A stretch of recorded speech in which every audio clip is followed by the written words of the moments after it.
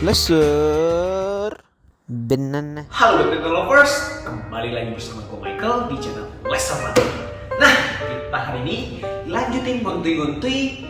Kali ini kita balik lagi mau nge-review sepatu badminton. Nah, sepatu yang hari ini gue bakal bahas adalah sepatu dari pemain legendaris yang nggak mungkin orang nggak tahu. Sepatunya Pak Lindan, ya Pak Lindan. Oke, sepatunya Pak Lindan itu yang terakhir kali sebelum dia pensiun main sama sekarang ini kan udah pensiun juga masih jadi dutanya Yonex tuh. Nah, dia pakainya ini. Ini namanya Yonex Comfort Z yang kedua. Ya kalau Lindan dari awal kayaknya udah lama dia pakai Comfort Z yang pertama. Terus sekarang dia terakhir dia pakainya Comfort Z2. Nah, kalau temen-temen tahu ya, sepatu Comfort Z2 ini sebenarnya tuh udah rilis kayak dari tahun 2018 atau 19 deh. Udah lumayan lama. Dia itu udah punya 4 warna sama sepatu yang terbaru ini keluaran akhir tahun 2020 atau awal tahun 2021 gue lupa. Nah, itu warna terbarunya warna hitam kuning. Nah, kalau sebelumnya teman-teman pasti tahu yang waktu Lindan masih main tuh ada sempat pakai yang warna hitam merah itu yang Comfort Z2 Men.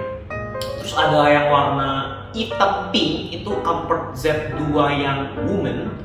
Sama dia ada satu lagi, setahu gua dia cuma edisinya khusus yang JP Code doang, itu Comfort Z2 White.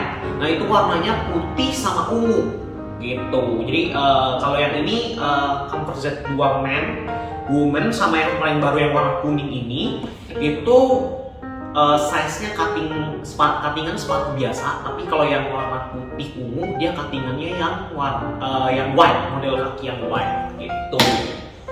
Oke, kita bahas masuk ke pembahasan terkait Comfort Z2. Nah, seperti biasa kita bakal bacotin dari sisi fisiknya. Dari fisik, pertama kali yang gue lihat langsung adalah warnanya. Jadi sebenarnya gue kayak beli sepatu ini udah kemakan marketing nih. Gue ngeliat desain jualan sepatunya nih. Ini nanti gue cari ini. Ini kalau ada gue taruh sini. Kalau nggak ada sorry. Itu menurut gue keren banget ya. Kayak kombinasi warna kuning dan hitamnya itu kelihatan elegan banget. Jujur teman-teman, walaupun desainnya sama persis ya, cuman di Comfort Z2 yang pertama kali rilis yang warna hitam merah, gue sih gak gitu demen karena kesannya kayak nggak dapet gue elegannya, feelnya tuh nggak dapet. Tapi waktu gue liat warna sepatu ini pertama kali lihat iklannya, gila, I'm fall in love in the first glance. Pertama kali, tatapan pertama gitu. Nah, terus kalau dari segi desain Comfort Z2 yang memang meneruskan ciri khasnya seri Comfort Z ya. Z-nya itu kayak maksud dia kayak asimetris ya. Asimetris di sini dalam artian gini teman-teman. Kalau teman-teman lihat nih di tempat ikatan tali sepatunya nih, biasanya kan kalau sepatu-sepatu tuh lurus. Nah, dia tuh nyerong kayak gini teman-teman. Dan menurut gua nyerongnya cakep sih. Lalu itu yang pertama. Lalu yang kedua, dari sisi desain luarnya. Sisi desain luarnya teman-teman bisa lihat nih, dia ada kayak zigzag Z-nya di sini. Nah, tapi pas dari sisi dalamnya dia punya desain yang berbeda. Dia cuman kayak kuning polos, terus ada logo Yonex-nya yang pakai list warna hitam. Itu dari sisi desainnya. Lalu kita ngomong lagi yang bisa kelihatan di sini adalah segi tangnya. Tangnya ini nggak kayak tang sepatu konvensional ya. Dia langsung jadi satu antara tang sama mulut sepatunya ini sama mulut sepatu yang di belakang sini itu jadi satu. Terus juga dia tangnya yang di sini tuh lebih panjang daripada sepatu biasanya. Jadinya kalau mau masukin kaki yang dari depan tuh enak masukinnya. Kayak gini. Kaki. Tapi kalau teman-teman perhatiin ya, di menurut gue yang agak sayangnya di bagian belakangnya itu dia nggak ada cantelannya ini loh, yang biasa itu buat ngebantu masukin sepatu yang bagian tumit. Nah itu yang kadang agak susah ya kalau mau masukin, sedikit susah lah sebenarnya, lebih susah ketika mau masukin kaki ke sepatunya. Terakhir yang gue mau bahas adalah kalau temen-temen bandingin sama yang seri Yonex SHB65Z2, itu kalau 65Z2 itu kalau dari desain dari marketingnya itu juga keren, fotonya keren. Tapi kalau temen-temen lihat langsung ya, yang 65Z2 itu tuh kayak jahitan banyak yang keluar gitu loh teman-teman, kayak nggak kelihatan sepatu high end teman-teman.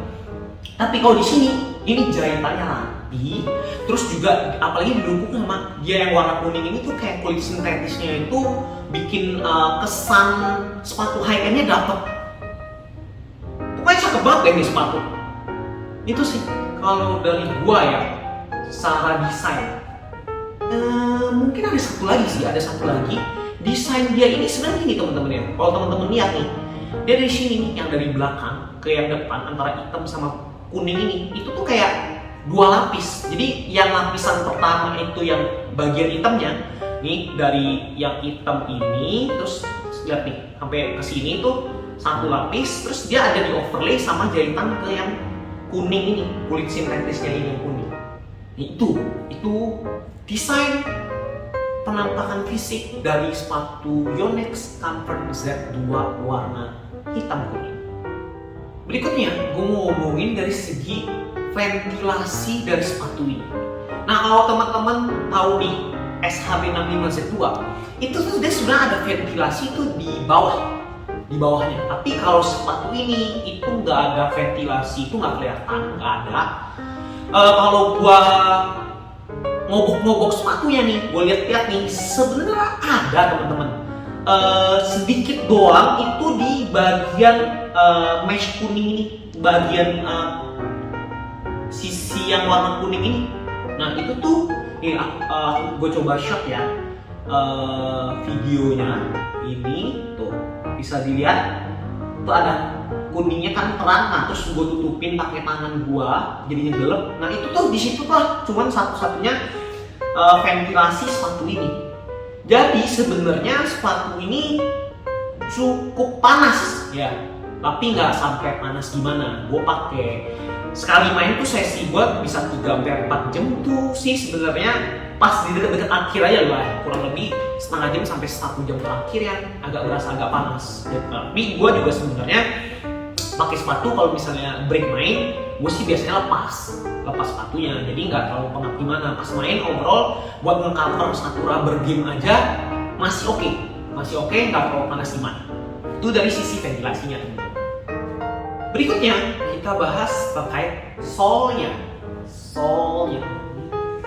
Susah ya. Udah pakai juga sebenarnya. Kalau sole tuh biasanya gue nggak pernah iseng sih buat buka keluarin buat teman-teman aja nih. Nah ini sole-nya nih teman-teman. Ini sole-nya ya sebenarnya dia cuma sole standarnya Yonex. Biasa kalau Yonex tuh even di sepatu yang high end dapat sole-nya standar, karena standarnya udah oke. Ini cukup tebal teman-teman, ini cukup tebal ya untuk sole levelnya sole standar. Dan baik lagi yang kayak gue udah pernah show di video sebelumnya, kalau misalnya sole-nya bagus kita mau remes-remes gimana nih. Nah ini pas kita balikin, hop, tuh dia balik lagi ke normal seperti biasa, nggak ada problem apapun. Ini sole-nya oke. Jadi kalau bagi teman-teman, kalau misalnya menurut teman-teman ya sole standarnya Yonex nggak cukup, dia adanya dia juga sih sole tambahan dia yang lebih empuk sama lebih tebal. Cuman gue sih masih pakai yang standar aja, masih oke untuk di Comfort Z2, karena gue langsung ngebandingin sebenarnya teman-teman. Jadi sebelum gue beli ini, gue tuh nyobain pijekin bareng tuh 3 sepatu sama Comfort Z2. Yang pertama ini si Comfort Z2 yang warna hitam kuning ini, terus yang kedua itu gue coba mijetin langsung tuh si SHB65Z2 yang Kento Momota sama Mizuno Wavefang ya, yang punya Asan. Tuh gue cobain langsung. Dan jujur teman-teman ya, dari segi desain, ketika gue langsung ngebandingin head to head ketiga sepatu itu, sebenarnya langsung Comfort Z2 menang secara desain. Karena balik lagi yang jahitan rapi segala macamnya paling kelihatan di Comfort Z2, itu yang pertama. Yang kedua, walaupun dari segi model aja gue udah lebih demen si Comfort Z2, gue tetap nyobain teman-teman. Bukannya langsung jelek, gue nggak mau nyobain. Karena gue orangnya sih sebenarnya kalau cari sepatu badminton, gue lebih cari yang memang nyaman sama safety-nya oke buat gue. Karena gue punya historical di lutut. Nah jadi gue cobain, ketika gue cobain nih, pijak 1, 2, 3, udah dari pijakan itu gue langsung udah fix, gue mau Comfort Z2. Gue cuman mau lebih ngetes ke size-nya aja, mana yang lebih pas ke size kakinya gue, mau 40 atau 40 setengah. Makanya gue lebih coba ke sana. Tapi setelah gue minjem pertama, udah nggak mikir beberapa kali lagi gue untuk ngambil si Comfort Z2. Walaupun kalau misalnya teman-teman coba nyari-nyari info ya, sebenarnya kan Comfort Z2 ini termasuk sepatu yang berat. Gue juga sebenarnya itu awal-awal ketika sebelum beli itu jadi concern gue. Tapi ketika kita mijak terus kita pas main di lapangan, beratnya itu percaya teman-teman, beratnya itu tuh nggak berasa. Karena memang sepatunya comfort, namanya Comfort Z, memang sepatunya comfort. Jadi beratnya itu bisa diabaikan. Itu sih dari segi sole, keempukannya walaupun sama-sama yang standar, mau yang si Yonex SHB 65Z2, Comfort Z2, atau yang Wavefang, ini menang. Nah dari sisi midsole-nya, ya teman-teman pasti udah tahu lah ya, kalau teknologi utama di Yonex, sepatu-sepatunya Yonex itu dia namanya Power Cushion dan Power Cushion Plus. Nah, Power Cushion sama Power Cushion Plus itu tuh di marketingnya Yonex, dan menurut gue itu keren sih gaya marketingnya dia. Dia jatuhin si telur utuh ke karpet yang satu karpet utuh yang semuanya si Power Cushion Plusnya dia, dan ketika dijatuhin telurnya membal balik loh dan nggak pecah. Itu keren banget, dan menurut gua itu teknologi yang dibutuhin sih memang untuk sepatu badminton. Karena menurut bagi gua sepatu ini impact-nya ke ankle kita dan juga ke lutut kita. Jadi even kita bisa bilang telur mentah aja yang serapuh itu, kalau misalnya jatuhnya ke si Power Cushion, ya nggak ada masalah, nggak bakal pecah. Dan menurut gua ya itu bakal berlaku ke kita punya ankle ataupun lutut. Jadi dengan teknologi Power Cushion ini menurut gue ya safety buat kita pemain-pemain apalagi yang udah masuk ke usia renta ya. Nah terakhir kita mau bahas terkait outsole dari sepatu ini. Nah ya sepatu high endnya Yonex, dia udah non marking, full non marking, sama dia pakai desain hexa gripnya itu yang mereka klaim supaya nggak licin. Dan ya balik lagi gue udah pernah bahas ya, lapangan tempat gue main itu sangat licin. Bagi teman-teman gue yang udah beli sepatu khusus badminton aja, mereka masih merasa licin pakai sepatu badminton main di lapangan itu. Tapi gue pakai sepatu ini nggak ada masalah sama sekali. Jadi ya gue no complain terkait yang teknologi hexa gripnya dia. Lalu sebelum kita bahas lebih dalam terkait yang outsole di sini, gue mau nge-highlight dikit terkait di sini bagian outsole yang samping ini teman-teman. Nah itu dia kalau teman-teman perhatiin dia ada kayak desain-desain kasar-kasarnya juga. Nah itu sebenarnya juga bantu buat safety-nya kita, buat ngejaga kalau kaki kita keselimpet sini dia bisa ngerem, nggak langsung lanjut letak ya, nggak ngelanjutin, nggak keterusan overlapnya si kaki. Jadinya itu yang ngebantu juga menurut gua buat safety-nya dari sepatu ini. Lalu berikutnya gue mau bahas tuh dari sisi tengahnya. Balik lagi yang gue bilang dari sepatu pas gue nge-review sepatu Control FF2 6, itu memang yang paling penting teman-teman perlu perhatiin sebelum beli sepatu badminton adalah bagian sisi tengah ini juga. Nah itu buat kejaga supaya kaki kita tuh nggak lari nih teman-teman nih. Teman-teman lihat ya, gue perhatiin. Ini benar-benar nggak bisa gerak banget. Jadi buat stable banget buat kaki kita waktu kita ngelakuin footwork di badminton tuh stable banget ini sepatu. Nggak ada kendala. Overall, gue sih recommended ke sepatu ini.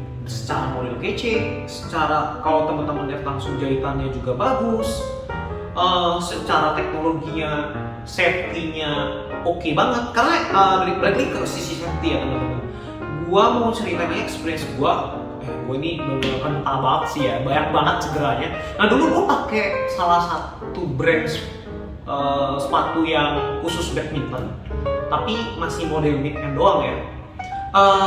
Gua itu pernah kayak nyanteng kayak gini, nyacak kayak gini sepatu ke kaki gua. Akhirnya apa? Jempol kaki gua itu setahun teman-teman warnanya hitam. Habis setahun ya warnanya hitam, di bagian bawah jempolnya itu, jempol kakinya di bagian bawah jempol kakinya itu jadinya kumatan teman-teman. Gua biasanya pakai tiap kali habis main, terus gua masih pakai sepatu yang mid end itu sakit terus. Nah tapi sejak gue pakai yang Converse Z2 itu keluhannya nggak pernah muncul sama sekali.